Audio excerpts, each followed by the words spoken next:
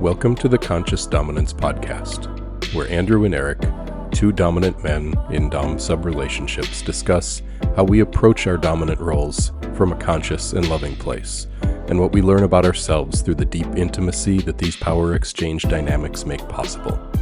Sit back and enjoy the show. How you doing, Eric? I'm good. Doing better. I'm really glad to be here talking with you today. Why is that? Well, you know, when someone you consider a very close friend goes through some heavy duty shit, you're always just glad to see you on the other side of it. So I'm happy to be here with you. I'm happy you're here with us, honestly. Appreciate that. Appreciate your concern. I really appreciated you reaching out and being there, your messages through that. It was a bit scary there for a moment. And it's always, there's the physical pain and then there's the psychological pain. And it's almost like just having someone, another guy there supporting you it meant a lot. So I appreciate that. Thank you. I've had other people that have been there for me in the shittiest of the shitty things I've been through in life. And I know how much how valuable and important that was. So, well, we're going to talk about that incident, among other things today, in the context of trust and trustworthiness, and really how our women come to rely on us in these sorts of relationships. So, I think the elephant is in the room already. You're wearing a sling, and we talked about something. So how about tell us a little bit about what happened to you since our listeners and viewers last saw and heard from you? Well, I think to create a context, I'll tell this in not too long of a story. I went to high school here in Hawaii and enjoyed a particular beach shore break where the waves break on the shore, and would go there often. And it was a real place that I found a lot of growth and fun and just maturation. And it was a big part of my high school years. And I haven't been back in over 20 years to this break. And the first day I went there and it went well, and I got a bit of confidence and feeling good, and With the adrenaline flowing. And to put this in another context, I'm here with Rachel and was so excited to be here with her, to share this with her, to have my fangirl. She's videoing, she's watching the whole bit. And second day go, and we're there. I'm like, okay, I'm going to be there for 2 hours. I'm going to do it. The waves are messy that day and not clean. And that sounds like an excuse. I was exhausted. It was my head thinking that I was still young, and my body being, not closer to 50 than to 40. And there was a young guy out there, and found myself competing with him a bit and trying to show and trying to prove and push myself on a wave that I was exhausted and should not have, and got injured bad. Went over and just went into the shore and had the wave crunch me right on the shore, and barely missed my neck. Did get my neck, but barely missed like a really bad injury. But I did walk out of the shore immediately, couldn't move my arm, just dangling. I walk up to Rachel and I said, find an urgent care nearby. And I walked to the shower. I had no feeling in my arm, couldn't move my finger. Everything was gone. It was just dangling. It was like dead.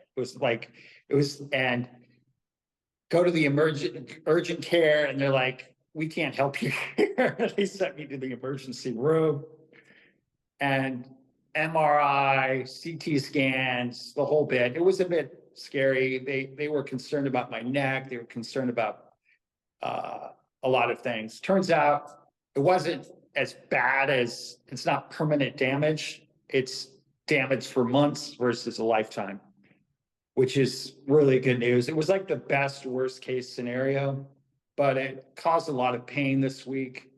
And it also, on a larger context, it ruptured something with Rachel, lost some trust with her. I kept telling her, I got this. She was concerned. She's already concerned about me in the waves. She's got a thing. She read about this beach.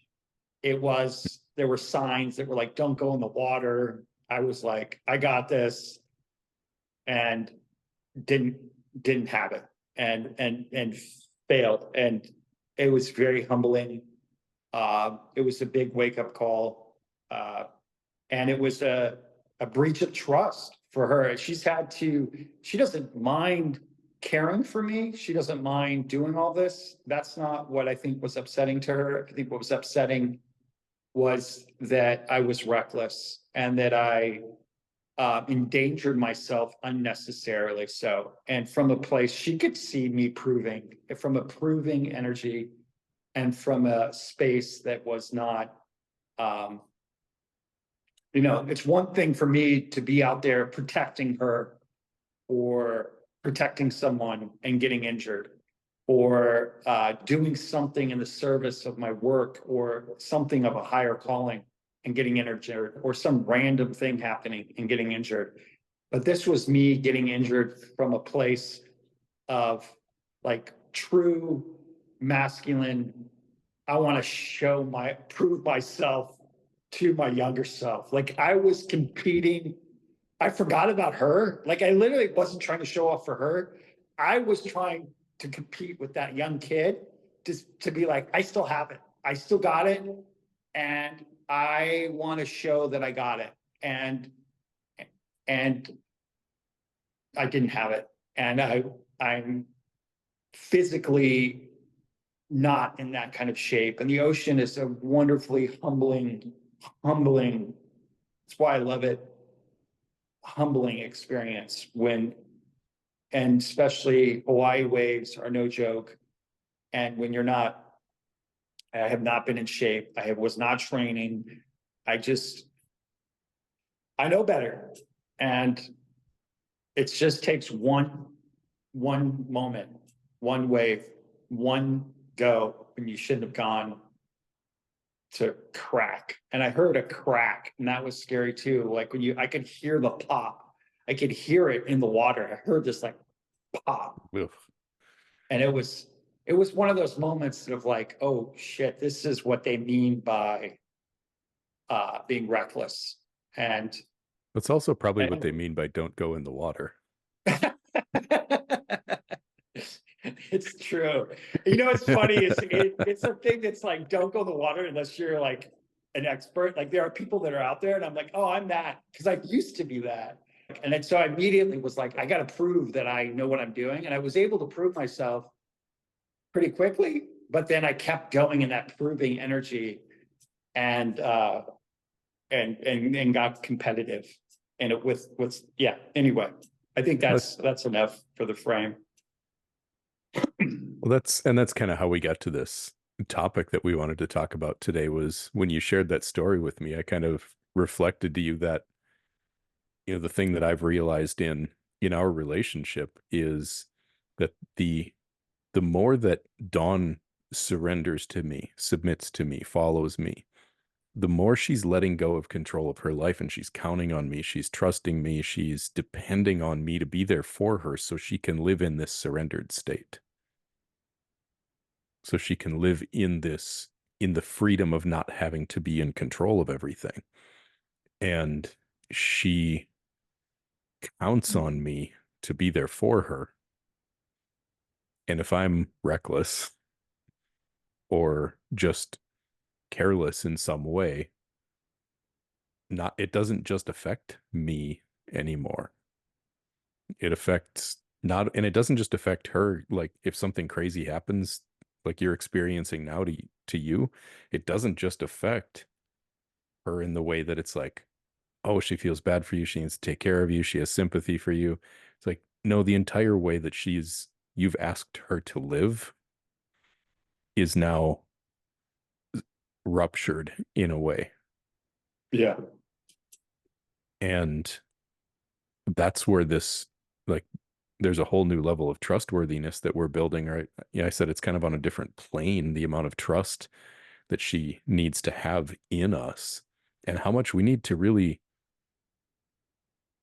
be able to live up to that and really consider the fact that like a woman who's letting go of this much control, who's surrendering this much of her individuality to belong to us is not okay without us. And boy, is that like I've been known my whole life to be somebody who goes at things like ready, fire, aim, and learning to slow myself down and think about her first and not just like how's she going to feel about this, but really what's in the best interest of everything that I'm trying to create with this relationship. It's an entirely different way of looking at life that's really required me to grow a lot as a man in my just I don't know, I call it maturity. Yeah. And well said. Well said. I think you framed that really beautifully and spoke to that. And it's worth, that's why we're here. We're gonna, talking about this because it's not readily always apparent when we say trustworthy or being trust or breaching trust. There's obvious things that as a man in a relationship that we need to check the box. Like we're not lying, we're not cheating, we're not like taking money and moving it in different ways or spending it, in other ways. Kindergarten level integrity. Yeah, let's well said. And I think if you were someone like myself, if I am who I am, who in the past has had some kindergarten level of integrity, who has cheated, who has lied, who has done those things, I feel a great victory in the sense of being like, hey, I'm not doing those things anymore. Like I Yeah. need to get some good, I'm trustworthy. Well, and that is to be celebrated because Right. that takes growth. Sometimes the progress from 0 to 1 is the hardest progress to make. Right. It's, And I think what you're saying, and really well, and I appreciate so much, is that that's just to get in the door. That's 0 to 1 means like you get to start the relationship.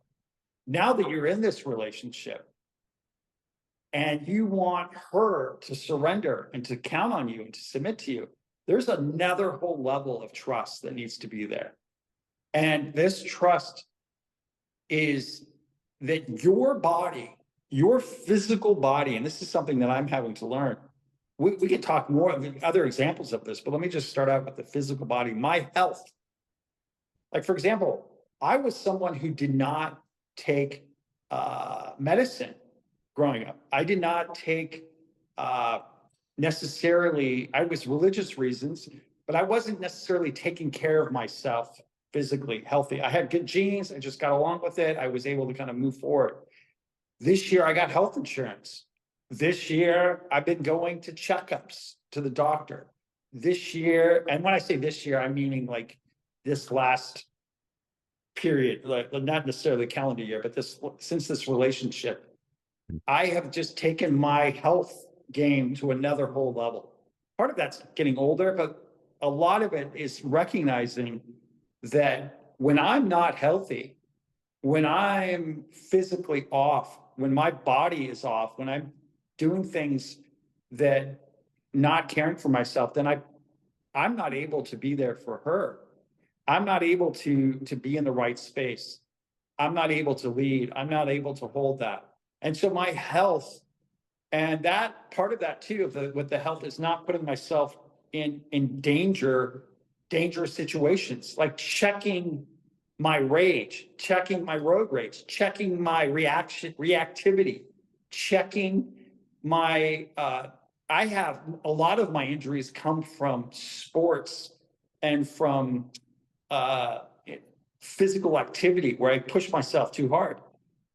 There is a place where, you know, this place now, it's like, no, is it worth that risk? Like, is it, I don't know, I've gone too far until I've gone too far often. And it's really recognizing the importance of how to work out and push yourself to a limit and know where that limit is and being really conscious of that limit and just on this side of it. And there's a meticulousness with that. It goes with drugs and drinking. Those are other examples of it. When is too much? When are you putting yourself in a place where you've, soon as you're inebriated, as soon as you're, you know, in some drug situation, or, you know, when I mean drugs, I don't only mean like, I'm not meaning pot. I mean like even just pain, you know, in this situation, I had to take some painkillers.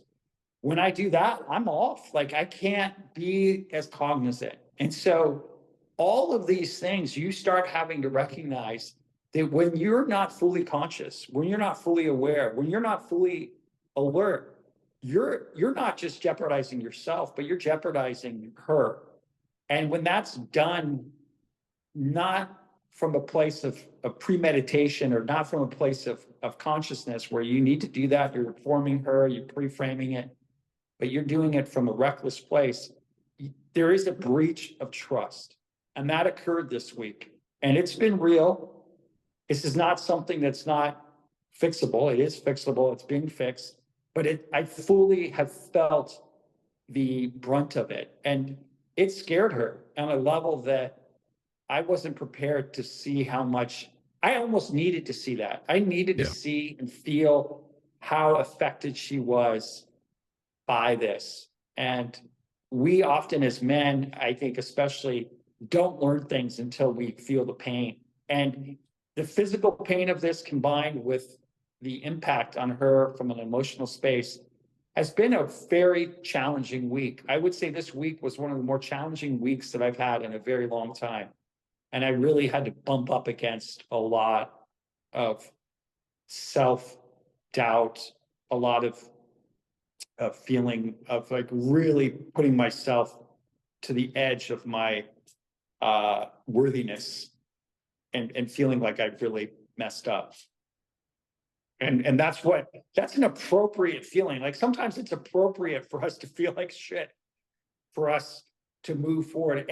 But like you said, it's what do you do when you feel there? Do you get stuck there? Do you act from that state? Do you act like a victim? Do you act and use that as an excuse to just fall and fall and fall? Or do you feel that fully, honor that, recognize that, and then get up and move forward and make adjustments and find where are other ways that where you're being reckless, where are other things that are not showing up. And that's what I've done. And that feels good, but it doesn't necessarily feel like, I should say it feels better, but it doesn't necessarily feel good is a better way of saying it. You know, my experience with this has been, you know, I think the way I said this to you earlier today was you really can't, you don't fuck up with a good woman by falling down or making a mistake or screwing anything up, because a good woman will love you right through your mistakes. The trustworthiness she's looking for is that we learn our goddamn lessons from the shit that we do and the mistakes that we make, because we are fallible. We are mortal. Like we're human. And I think when guys start to feel the way that women are affected by our mistakes, by our recklessness, by, you know, whatever it is, we feel it as though they are trying to control us, or when we're approaching it unconsciously, it comes across to us like she's trying to be controlling, like she's trying to take something away from us. And I don't think it's that at all. It's like she's asking for you to give a fuck Yeah. when she feels you not giving a fuck. And the trust isn't built by never making mistakes. It's not built by never like dropping her or falling apart or collapsing. The trust is built by showing the way that you handle adversity. The real trustworthiness is like, holy shit. Every time this guy gets his ass kicked, he gets back up, he learns his lessons, he improves, like he lives his life better from his mistakes. He sees the way that these things are there to teach him, and he actually learns the goddamn lessons. That's where the trustworthiness that I feel in these kinds of relationships is really like where it's really built is in how we can be better because of the shit that we go through, because of the pain we face, because of the times that we fall apart and collapse. And then we can even maybe start looking at our mistakes as really not mistakes, but just lessons, and Yeah, not be so hard on ourselves. Like Mike, we did a whole episode about this a little while ago about men and the pressure we put on ourselves, but we can be so damn hard on ourselves when really I think life is just trying to teach us lessons, and it'll keep fucking trying until we learn them. truth. Well said. I think that's very well said. And, I want to kind of put a pin in this. When you say that life's trying to teach us lessons, pain is one of those great teachers. We often think, you brought up a quote from, I think it was Jordan Peterson. You want to share that about what you were saying earlier before we got on? Yeah, well, it was a paraphrase. I don't remember the exact quote, but his point was, if you're looking for meaning in your life, don't expect that it's all going to be sunshine and rainbows. Meaning can be found in anything, and pain especially. You want something meaningful, face some really heavy duty pain. Trust me, that it means something. Yeah. And I think I've been reading a book that's Under Saturn's Shadow. It's by James Hollis. It's very good. And he talks about one of the great suffering of the male psyche is when there's suffering without meaning. So when we don't Mm. have when we have suffering, but we don't know how to give it meaning, or we don't know the context, or we don't feel it in regard to a bigger picture, then we fall prey to being the victim. And I find that this type of relationship that I'm in, there is no suffering without meaning. Every suffering, there is always meaning because there's always responsibility. And again, going back to Jordan, really appreciate his hammering home. You want to help men, give them responsibility. Like number one thing, pick up something around you, take responsibility for it. That'll give you meaning. And when you take responsibility for not only yourself and your well-being, but also your woman, it does become your responsibility, and that your ability to respond. But it's also, and this is where, like people say, don't say it's your fault. Well, it is your fault. It is. You fucked up. You made a mistake.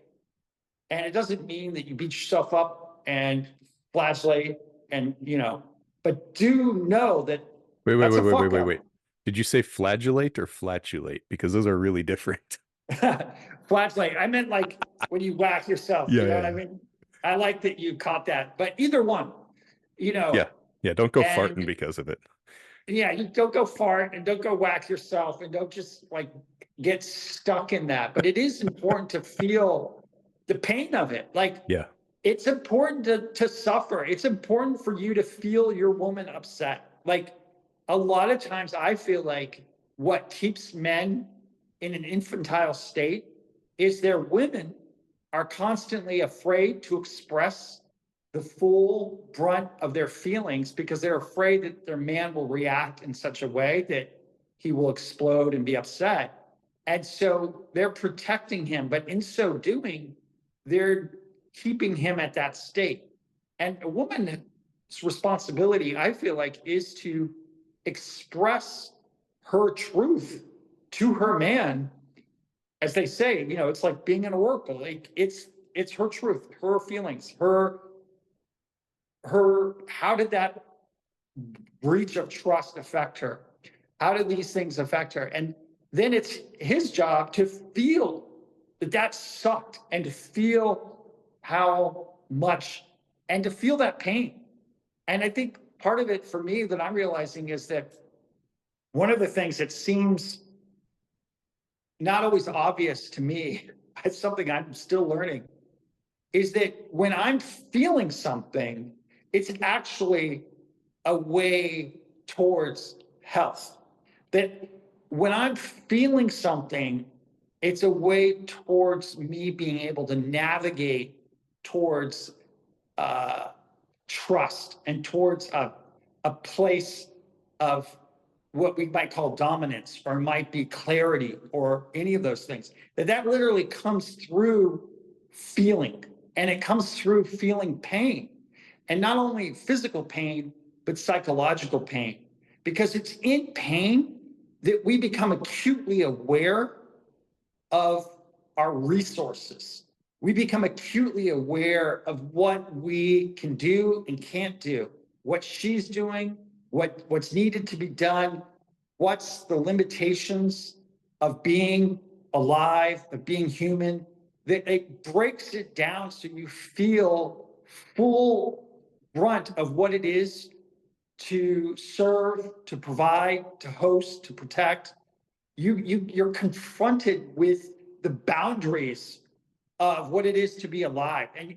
And sometimes when you're in your vigor and your health and your vitality, we forget the fragility and the need to respect the boundaries, the safety, the cautions of what it is to be alive. And that these are things that we need to be always alert to, whether it's physically, emotionally, financially, that every little thought, every little action, all of it matters. It all matters. I mean, it could be as simple as not washing your hands after getting cut, as simple as not washing your hands after being around someone that you get some sort of disease, or you get something that, that all these details, Yep. they all matter. And I think it's important, as we are moving forward and we have these situations, like you said, where we're confronted with these learning experiences. The learning always comes back to the same things, which is very basic old school values, such as trust, integrity, strength, and character, that holds yourself accountable to, that your actions represent the interest of yourself and herself best, and protect her and protect yourself and provide. And all of that's related to not just like intruders coming at you, or financial stability and those things that are sort of obvious, but it's also like the details of your health, the details of your well-being. It's secretarial duties. It's these little details on a computer, all of these things that are these micro little things. Or it's when you're doing something athletic, knowing where that limit is, knowing where to stop, when to pause, when to rest, how to take care of yourself. It's not about showing off. It's not about being big and awesome in the eyes of people around you. It's about being stable and trustworthy and consistent and here for the long game. That's what's most necessary, truly, to be in a long-lasting, dominant relationship. Yeah, and I call these relationships unions. And that's where, Yes. like, at the point where we are now, 5.5 years into this journey, like yesterday was 5.5 years since I put Dawn's collar on. And 5.5 years of relating in this way, and learning all of these lessons, it's almost to us like dominant submissive doesn't quite get the depth and the um like the spiritual context of what this relationship has become for us in the last 5 years. We still, you dance with the one who brung you, you know, this is it. This is how we found our way here. And it's definitely integral to how we relate, but it is so much more than that at the same time, at least so much more than what, um, maybe the kind of standard view of what dominance and submission is. What would be the way that you would, if you could if you give it more specific, nuanced languaging, how would you language it? That's a really good question. And it's something, I've done some thinking about and we've had some conversation about, because in one hand, it very much does feel like we are in some kind of a spiritual union. But then that has its own, like that language has its own trappings of what it means, and it tends to mean a very different thing to different people. And what it really feels like is it's almost like we are playing with God energy in the connection of two humans, and that that has been found in the pursuit of authenticity, the pursuit of like individual authenticity in an inside the container of an unbreakable relationship. So, specific languaging it's tough when, you know, the way that we live our lives and the way that we relate to each other, we don't have examples. We really are doing it feels like we're playing in some kind of different realm almost of relating with how special this is. And it brings me back to a couple things that you said, like suffering, and the way that I see this, anything that makes me suffer makes her suffer. Anything that knocks me down knocks her down. And then it's me putting myself back together that allows her to put herself back together, that allows us to come out of whatever we've been through in a even deeper, even stronger connection. And like it's never meaningless to go through some shit. It's always meaningful. At a certain point, we started to find every challenge almost like with even though challenges are always challenges, right? You're always like, fuck. But at the same time, we could stop for a second and say, you know what? Whatever this is, it's something really fucking good is going to come out of the repair of this, even when we're in the muck together of it. So we almost would start to celebrate the crap that we were going through as we were going through it, which brings a whole different energy to being in the, like, everybody in any relationship knows what it's like to just be in that state of like, I'm frustrated, you're frustrated, neither one of us are happy, we both feel like we're not getting our needs met, and just we're there's those times when you're just in the shit with your partner. And it really brings a different energy to them when you know that that is being done in pursuit of deeper connection. That the Yeah. result of it is deeper connection. And in those moments, it's like everything that she feels, just like you've kind of noticed with Rachel this week, everything that Dawn feels especially when I'm in the moments of having to put myself back together from some crap that I've done or failed to do that is my fault.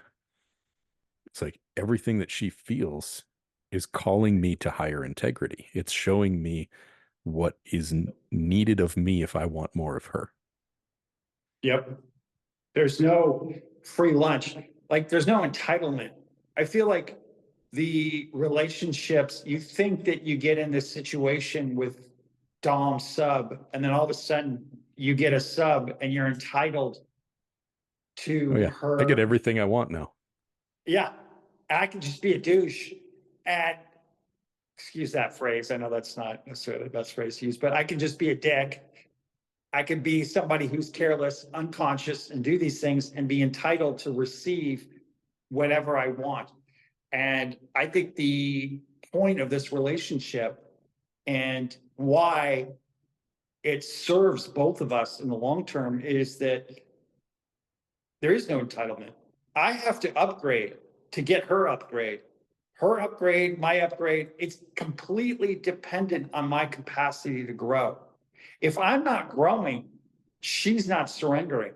She's going more and more into her masculine. She's going more and more into holding frame, holding things together, doing things. And there's a closing down of that. And Well, it's that's the just a opposite of direct, submission. That's the opposite yeah, of letting exactly. go. Opposite. But it's dependent on me being able to hold that. And most importantly, it's emotionally, psychically, that I have to hold it. If I'm falling apart emotionally, if I'm not able to see the bigger context of my suffering, I can be suffering physically, but I'm holding myself together emotionally, I can still keep the frame. But if I start losing that emotional place and I start feeling really uh, off, which happened this week, I got some moments of really facing some really dark demons, and it throws things off. And I was just craving for it not. There's sometimes where I'm just like, I want to break from having to be the one that's responsible. But that's like saying that you want to break from the waves when you're in the waves. Like, tough cookie, buddy. Like, you're in the fucking waves. Like, you're the captain of the ship. It's like saying you're the captain of the ship and being like, I want to break from being the captain of the ship. Yeah, I want to go. I want to Or go cry down in my cabin for a while and just you know, hope that everything's still working when I come back. what you can do, and you can kind of just feel that for a moment, but you don't have that long of a moment. Like, you can take a moment to feel sorry for yourself and to feel your shit and to feel that. But if you take that moment and that becomes a day and then becomes a couple days and then becomes a week, you're done. Like, the relationship's really going to suffer. And luckily, it didn't go longer than a day or a moment. It wasn't too long that I was in that quagmire and able to kind of bring that and right my ship and come through. But this can only happen because of the relationship where she is committed to speaking and expressing her truth. And she's not here in service of my pain. She's not here. She's in service of it, but she's not here to placate my bullshit. There's a difference, where she's here to support and love and be in service, but not from a place where she's trying to keep me from feeling my pain. It's almost like it's important that I feel and suffer. And I think that part of it is so different. And I think a lot of women and the way that we constructed femininity, and even through porn and through like women, like going to strip clubs and and a lot of the way that we view the feminine is literally the feminine acting like the masculine. Like, they're in a space where they're the ones that are soothing your pain. They're the ones holding you. They're the ones that are containing you. You're not the one who's containing them. They're containing you. They're setting the tone. They're dictating the frame of the situation. And you're surrendering to them. And it's a mind fuck to be in this other place. And part of it is when you're suffering, to get out of the suffering is literally to go into the suffering. Like, you literally have to go and feel more of it. You have to feel it.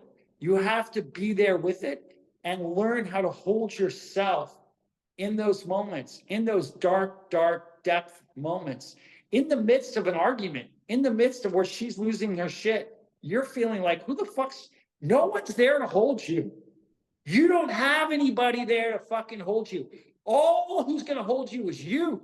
That's all you got. Maybe a text from Andrew. It'll come the next day. But in those moments, all you got is you. And that's Yeah. just like when we're in the frame of like a fire or a storm or a fight or the waves or whatever.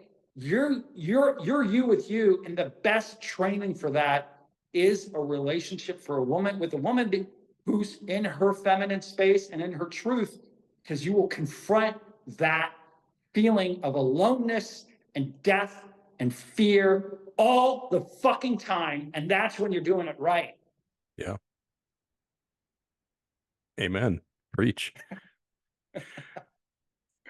I want to come back to the, you know, having to hold yourself in that, because I want to go down that road with you next.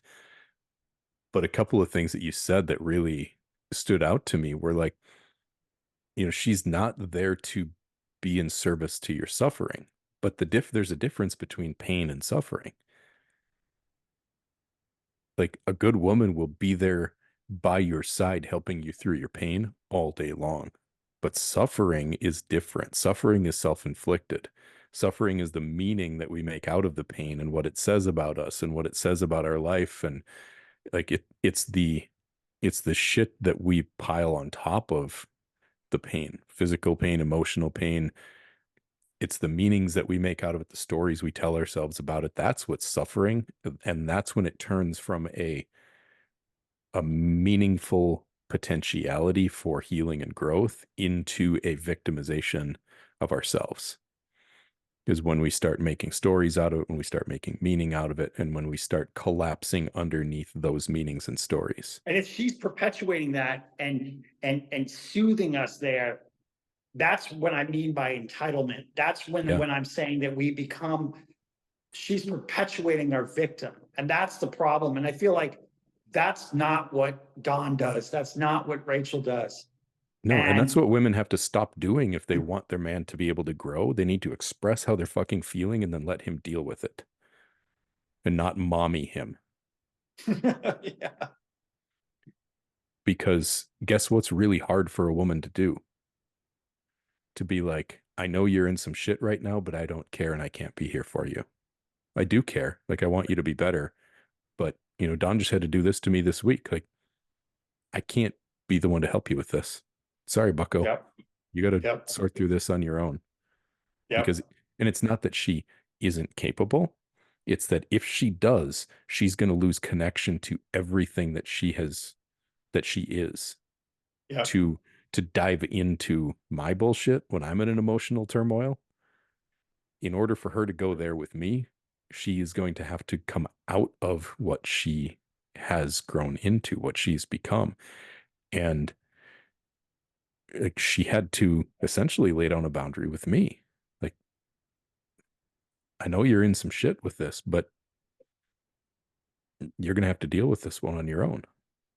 And I love what you said that, because I felt that the last 24 hours with Rachel, there was some real stuff came up and very similar kind of like, I can't, and when you talked about like how to reframe this from a Dom sub, and you were saying it's something spiritual, it's something other, one thing that I think about is that it feels very similar to being in some sort of, I don't know what the right terminology is, but it feels, I'm going to use a metaphor. I know you're not a Star Wars guy, but it feels Jedi-like. It feels like you're two Jedi trainers, or I've had some experience in Buddhism, and it feels like you're in some sort of monastery.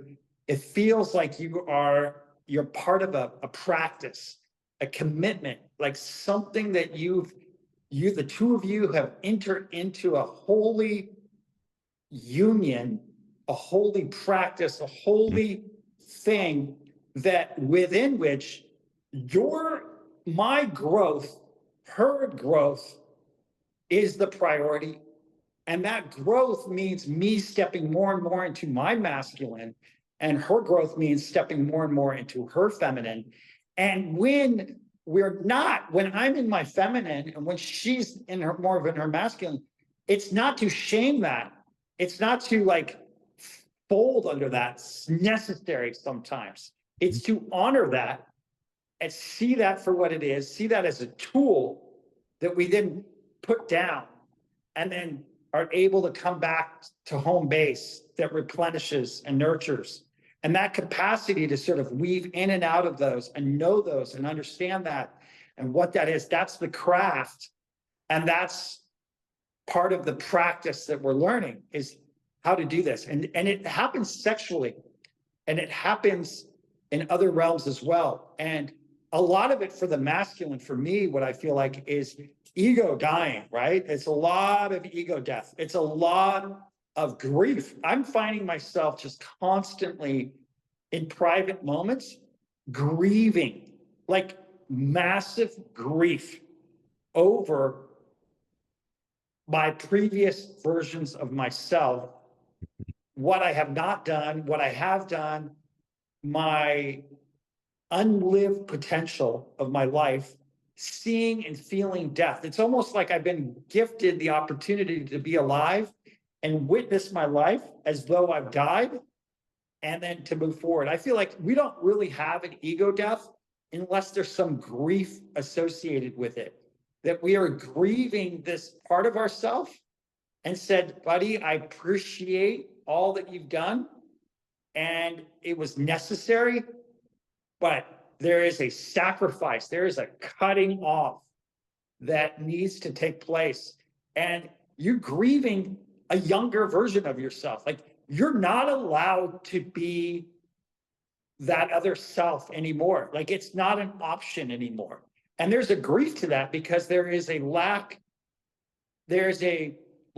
of responsibility to that younger self that gave you a perceived freedom that you no longer have. And you have now enter into something that does at first glance feel restrictive and confining, but it's a restriction and a confining, like all great practices, that eventually liberates on a whole higher level. Exactly. So you begin to understand what that trustworthiness is at a higher level and a higher level and a higher level. And it's part of the paradox that through great restriction, we get great freedom. And that's not readily apparent. We think that freedom comes from getting rid of restrictions and getting rid of responsibilities. It's the opposite. You get those restrictions that you are consciously choosing, that you are mindful about, that you're conscious about, and you are moving forward in that. Like all great practices, whether they're martial art, whether it's tantra, whether it's yoga, whatever your practice, your spiritual practice is, this is a spiritual practice. And I think of spirituality as ego death, as growth that involves a certain disgust with our current self so we can move forward, and a certain embrace and understanding and a movement towards more clarity that eventually becomes a love that is from God or from source or whatever fuck you want to call it, that's not about you and your personal little bullshit, but it's something that transcends all that. But that can only come through these experiences where there's some suffering. It's the spiritual practice. Pain. Yeah. It's the spiritual practice of deep intimacy. Yes.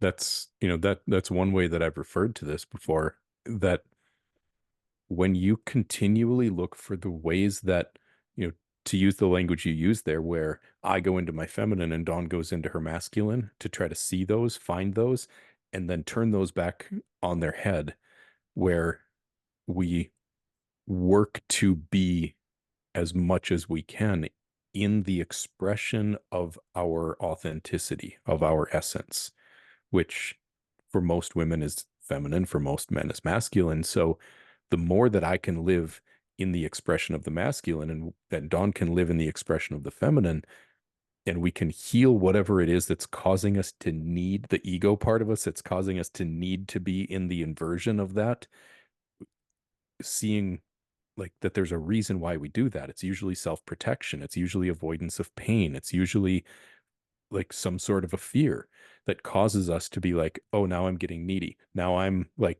now I'm flipping into more of the receptive. I need to receive before I'm going to give. No, the masculine always goes first. Initiation comes in the realm of the masculine. So if we're waiting for her to do something before I can do something, okay, now there's a whole realm right there that where we can find something that can be healed, something that can be put right again by creating structure and order, by me looking for, finding, and taking action on how I can grow to heal whatever this part of me is, so that she then can soften and let go of whatever she's had to hold on to. But I always have to go first. And that's that's its own, it's been its own thing for me. And I would imagine it is for you and most other men too, is like, why do I have to be the one to go first all the fucking time? Well, because if she's going first, she's leading. And as soon as she's leading now, you're in the complete opposite energy of what you're really craving, what you really Right. desire. And I think when things are off, and I think you're saying that well, when things are off, often sometimes when you're like, oh, I want her to be the one to initiate. I Yeah. want her to soothe me. I I want want her to be her. different and then I'll be different. Yeah. Yeah. And I know when I'm in that state, and that state does happen. It happens to all of Mhm. us. It happens anytime we're in a lot of pain. Like that is what it is to be in pain. Like we want the pain to stop, and she's going to help stop the pain. We're suffering. We want her to stop that suffering because psychically, physically, we are in pain.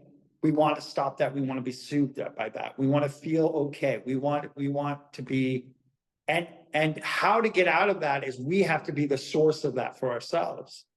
We have Yep. to be able to be there for ourselves in those moments.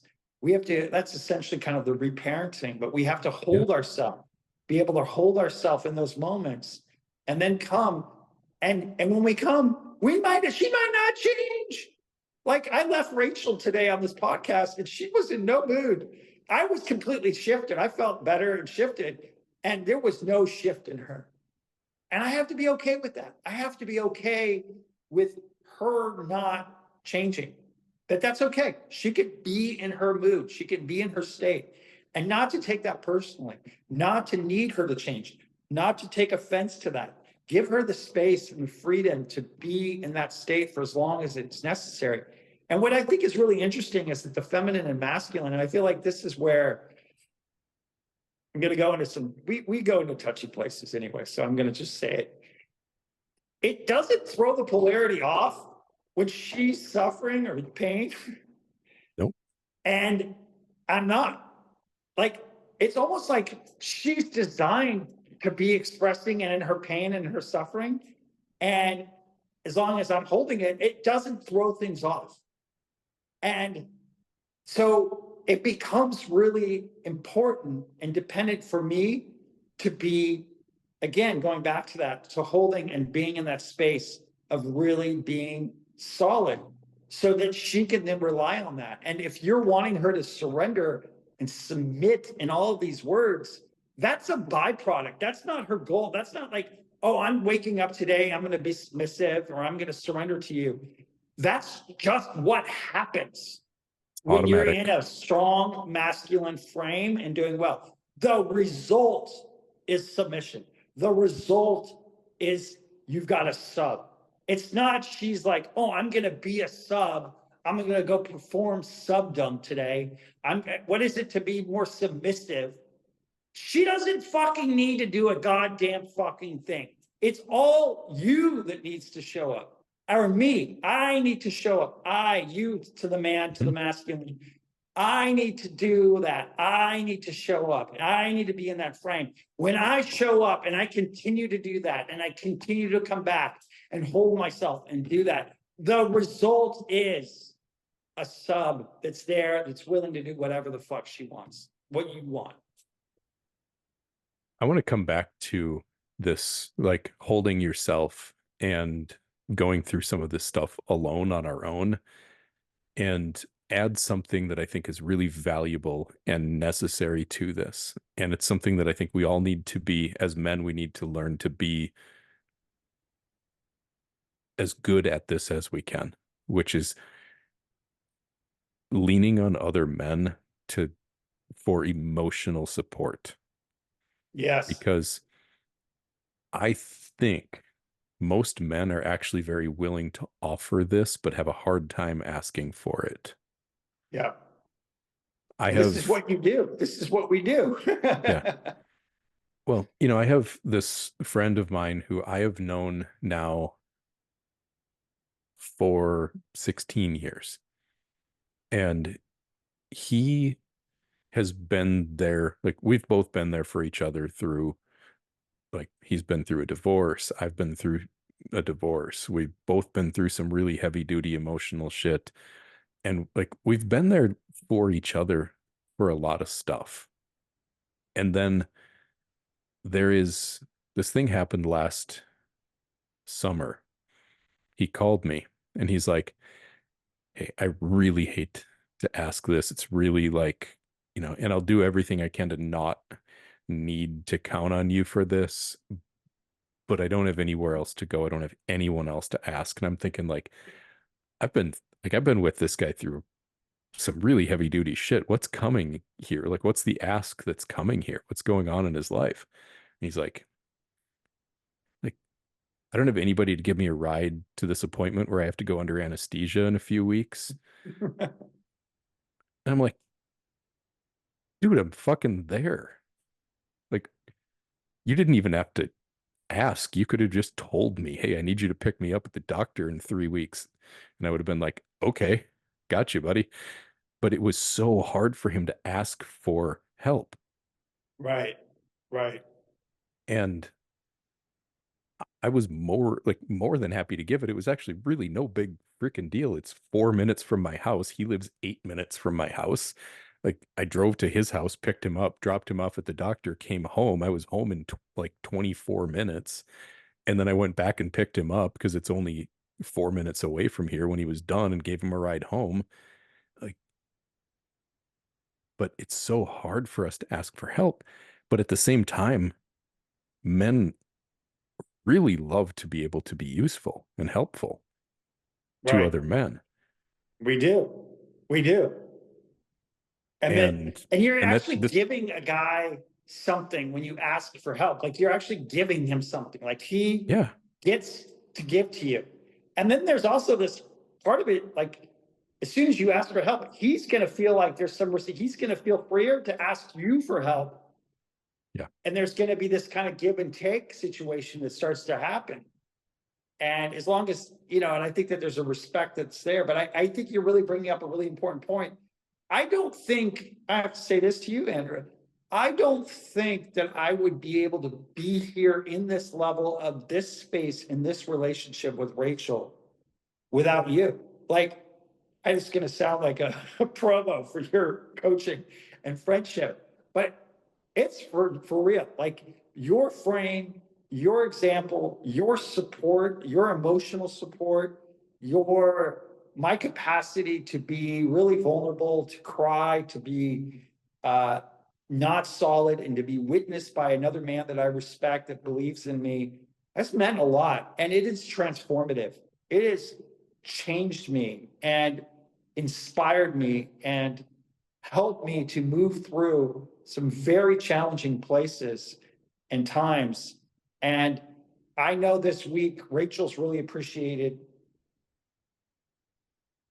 get choked up, but she's really appreciated having you guys. It's funny, what moves me is that when she needs somebody, she can go to you guys, you and Dawn. And that meant a lot to me, to that if I'm out for the count or not as solid, that she's got somebody else that I respect that she can go to. And just want to publicly thank you for that for this week. It's meant a lot. And I'm here in a much better place to no small degree because of that. And I think it's a great example of where when I get out there and I'm like, it's on you and you're doing all this kind of bravado. Yeah, in those moments it is on you, but it's not on you all the time. Like when you need help, you get the help and you get the support that you can get. And it's not optional. Like I feel like we have to get help. I don't see it possible to be in a relationship and the kind of relationship and the kind of growth that's necessary like this. I don't think any man can do it on his own. I don't fucking care who you are. That's the same for any excellence. If you're in a sport, the amount of coaching that great athletes get, it's insane how much coaching they get. how much support they get, how much help they get, how much help people in business get. We all get help. And when you're in a relationship and you're in a tight relationship, even with yourself, with others, and you're growing as we're growing older, you need to get help, whether it's you, whether it's me, whether it's therapy, whether it's EMDR, whether it's whatever the fuck it is, even if it's just a book, but it's going and getting that support and getting that help. And I think I want to just like hammer home how meaningful it is, how powerful it is. And yeah, it's just huge. And it's why I'm here. It's why we're talking. It's like it's my commitment. And it's not about like, oh, come see me and get my, or you. It's like, just if you're out there and you're listening to this, like, go get help. Go get help. You know, I come, fuck. My uncle fucking, he killed himself at a young age. He was the closest to me.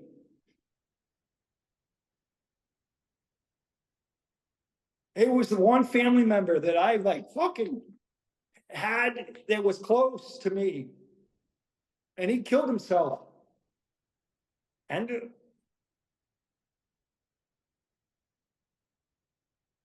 he didn't reach out for help. he didn't reach out for anybody.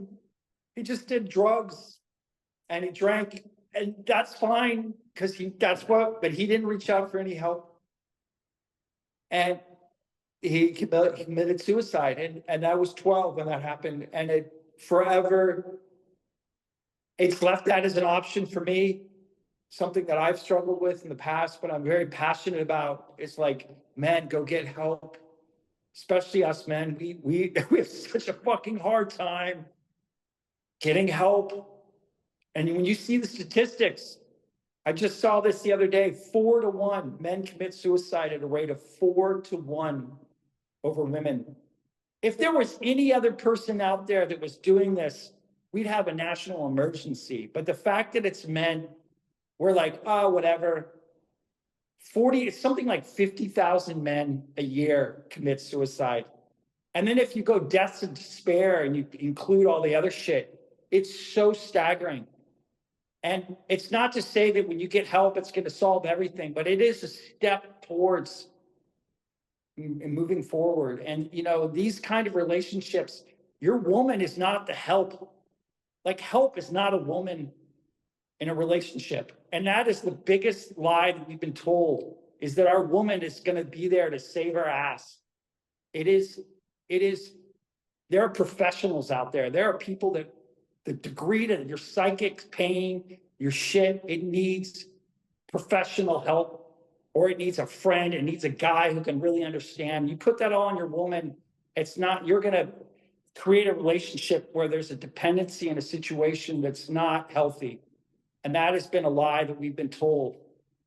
And we are here to say, like, no, brother. Well, and it's so easy for us to give help. And sometimes the people who give the most help are the ones who have the hardest time asking for it for themselves. Yep. And I guess first of all, like, holy shit, thank you for your vulnerability and openness there. Because if you can, like, if a guy can just see that other people have the same desire to give, to be there for you to lean on, to be there for you to vent to, and to get some shit off your chest. Like, there are other people out there who want to do that for you to the same extent that you want to do it for other people. Like, men have very sensitive, caring hearts.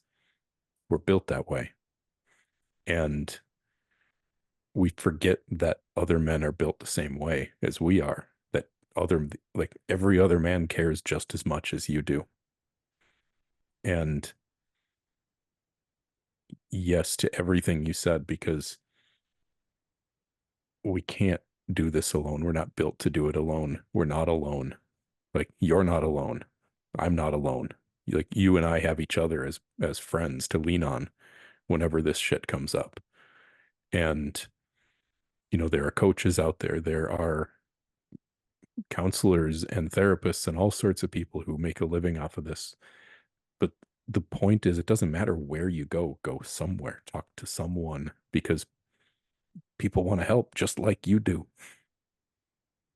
And if you let them, they Yep, will. yep.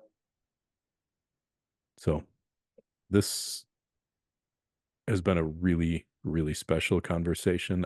I am I am so fucking glad that you made it out of that wave. And frankly, I'm glad you got your ass kicked by it for whatever it is that you needed to learn. Like, okay, there's a way that men actually support each other, right? Because it's like, I'm not going to be like, oh, poor baby Eric, are you okay?